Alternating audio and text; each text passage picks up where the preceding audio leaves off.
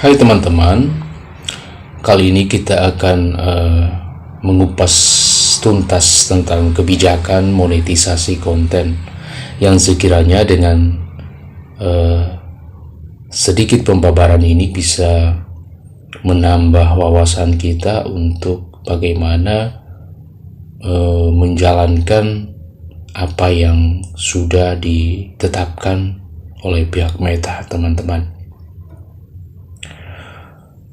Nah teman-teman, sesungguhnya Meta menawarkan fitur dan produk yang membantu kreator dan penerbit menghasilkan uang dari kontennya. Konten ini harus mematuhi aturan tertentu. Semua konten di Facebook harus mematuhi ketentuan layanan dan standar komunitas. Ini adalah aturan tingkat tinggi dari Meta yang melarang konten seksual, kekerasan, tidak sopan, dan mengandung kebencian. Namun, konten yang sesuai untuk Facebook pada umumnya tidak selalu sesuai untuk dimonetisasi. Nah, ini yang agak unik teman-teman ya, bahwa tidak semua konten-konten daripada kreator itu kendati pun sudah sesuai, tapi tidak semuanya bisa sesuai juga untuk dimonetisasi. Dengan kata lain, mungkin ini seperti untung-untungan ya teman-teman, nasib-nasiban juga kita untuk dipilih, ditunjuk. Dalam hal ini mungkin yang dimaksudkan ini undangan real atau apa ya teman-teman. Berikut, kreator dan penerbit harus mematuhi kebijakan monetisasi mitra dan kebijakan monetisasi konten agar bisa menghasilkan uang dari konten mereka. Ada beberapa pedoman teman-teman yang harus diikuti agar memenuhi syarat untuk produk monetisasi tertentu. Di sini ada beberapa bagian ya. Bagian pertama yang perlu kita bahas, ada beberapa bagian yang perlu kita bahas teman-teman. Di situ saya akan mencoba menyebutkan bagian-bagiannya. Bagian pertama, kemudian selanjutnya kita akan mengupas satu-satu teman-teman. Nah, bagian pertama, format yang dilarang. Format yang dilarang teman-teman ya. Terus kemudian perilaku yang dilarang. Oke. Terus kemudian kategori terbatas. Oke. Terus berikutnya kategori yang dilarang. Beda teman-teman ya, kategori terbatas sama kategori yang dilarang. Oke ya. Nah, sekarang kita membahas pertama tentang format yang dilarang. Ready, go! Format yang dilarang yang dimaksudkan oleh Meta ini adalah teman-teman, pertama, video statis. Seperti konten yang berisi satu gambar statis dan sedikit atau tanpa gerakan. Nah, paham kan teman-teman? Oke, berikutnya polling gambar diam. Konten yang diposting hanya untuk meningkatkan interaksi dengan meminta orang menanggapi pertanyaan yang ditampilkan konten.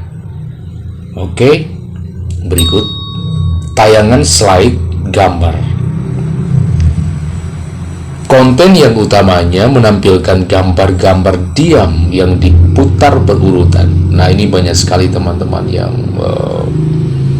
dialami oleh kreator-kreator pemula teman-teman. Kita memang kerap sering menerapkan yang seperti ini.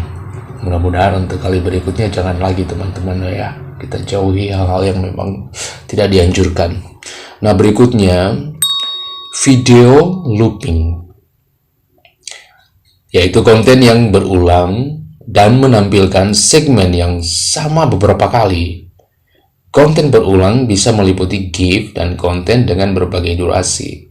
Jadi ini konten yang memang dalam durasi waktu berjalan sekian waktu itu diambil dari video-video singkat yang diulang-ulang, teman-teman. Artinya yang diedit dalam satu konten itu, sehingga dikatakan video looping, teman-teman, ya, seperti GIF, ya, format GIF gitu, dia berulang-ulang terus, ya, jadinya seperti itu. Jadi bisa dikategorikan seperti GIF itu, konten itu. Terus kemudian montage text, yaitu konten yang utamanya menampilkan gambar diam atau bergerak dengan lapisan teks, seperti yang sering-sering dipakai untuk kata-kata mutiara, teman-teman, seperti itu kurang lebih, ya. Terus berikutnya iklan sematan, konten yang telah menyertakan iklan sebelum pemutaran konten, di tengah pemutaran konten, setelah pemutaran konten, atau iklan banner sematan tempat Facebook menawarkan penempatan iklan. Misalnya video yang menyertakan iklan di tengah pemutaran konten yang disisipkan secara manual tidak memenuhi syarat untuk iklan in-stream. Nah, untuk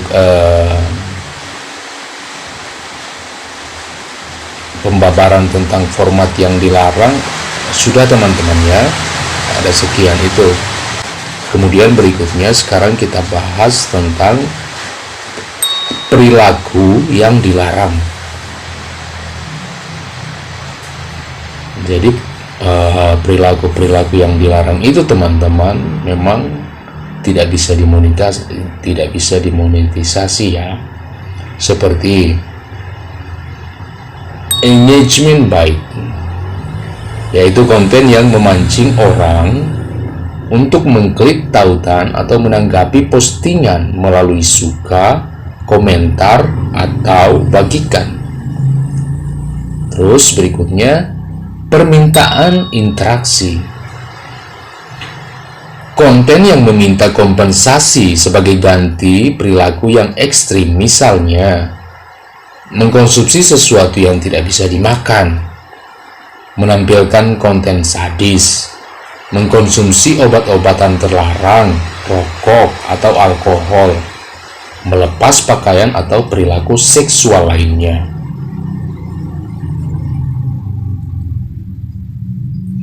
Nah, untuk pembabaran tentang perilaku yang dilarang sudah, teman-teman, ya, ada beberapa item tadi, ya. Sekarang berikutnya kita bahas tentang kategori terbatas.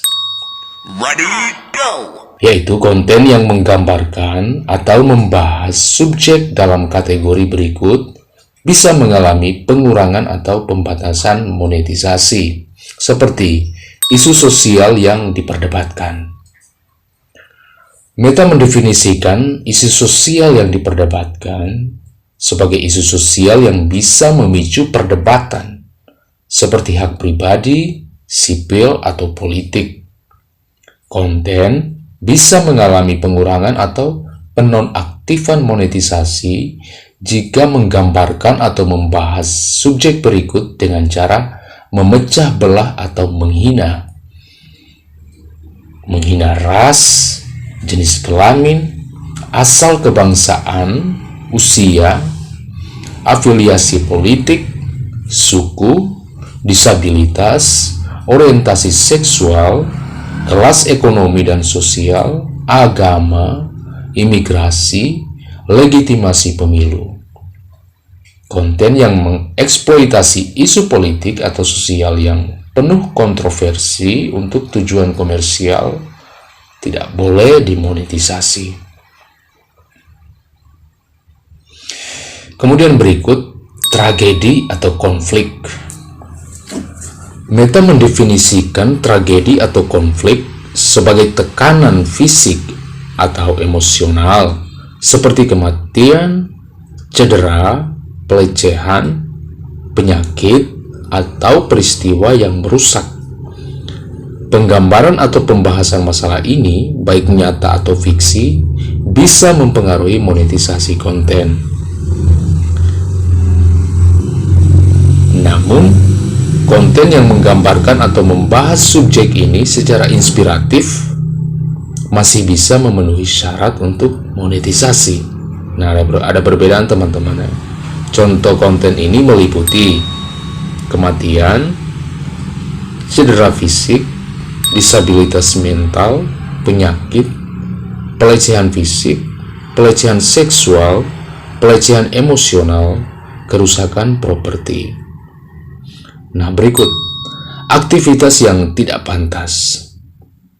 Meta mendefinisikan aktivitas yang tidak pantas sebagai penggunaan atau penyalahgunaan zat terlarang atau kejahatan. Penggambaran atau pembahasan masalah ini, baik nyata atau fiksi, bisa mempengaruhi monetisasi konten, seperti penyalahgunaan narkoba, ancaman, mendukung tindakan berbahaya, perdagangan manusia, pencurian, vandalisme, masuk tanpa izin, korupsi, penipuan, penyuapan, perdagangan orang dalam, penggelapan, peretasan, pelanggaran hak cipta, proses peradilan. Meta melarang monetisasi konten yang mempromosikan penjualan atau penyalahgunaan obat-obatan ilegal, obat dengan resep dokter, atau narkotika.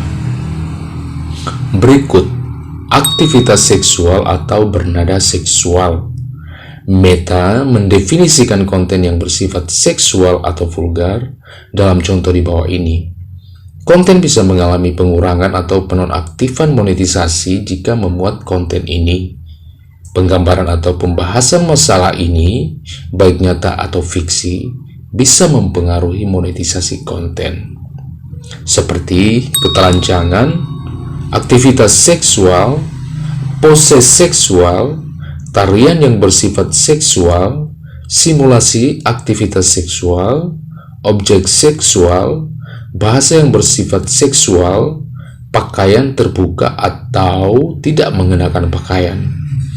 Meta melarang monetisasi konten yang memuat ketelanjangan, menggambarkan orang secara tidak senonoh, atau aktivitas yang sangat vulgar atau mengundang pikiran tidak senonoh.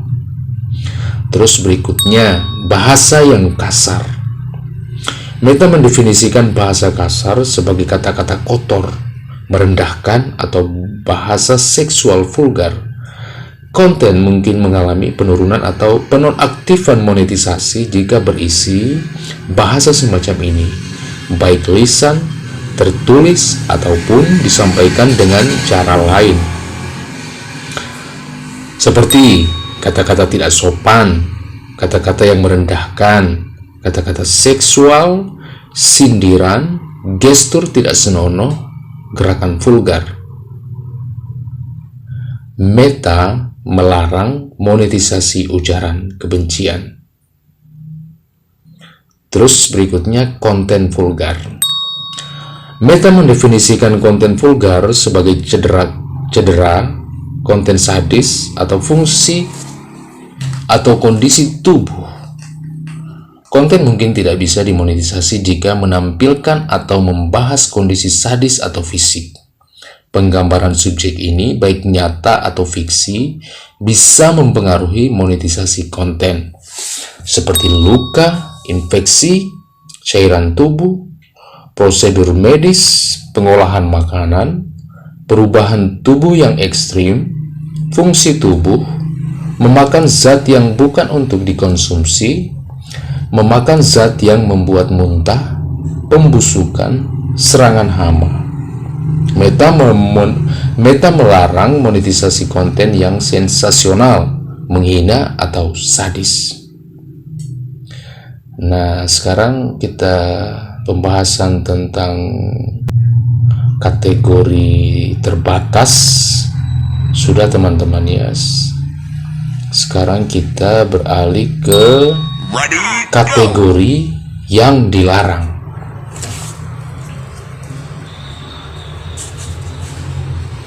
Jenis konten berikut tidak memenuhi syarat untuk dimonetisasi. Ini jenis konten yang masuk dalam kategori yang dilarang teman-teman ya, yaitu disinformasi. Konten yang sudah dinilai salah oleh pemeriksa fakta pihak ketiga. Disinformasi teman-teman ya. Terus berikutnya, informasi kesehatan yang menyesatkan. Konten berisi klaim kesehatan yang telah dibuktikan keliru oleh organisasi pakar, termasuk tetapi tidak terbatas pada klaim anti vaksinasi. Nah, kira-kira demikian teman-teman pembahasan tentang kebijakan monetisasi konten. Pada kesempatan berikut kita akan membahas tentang hal-hal lain masih seputar Facebook Pro. Jadi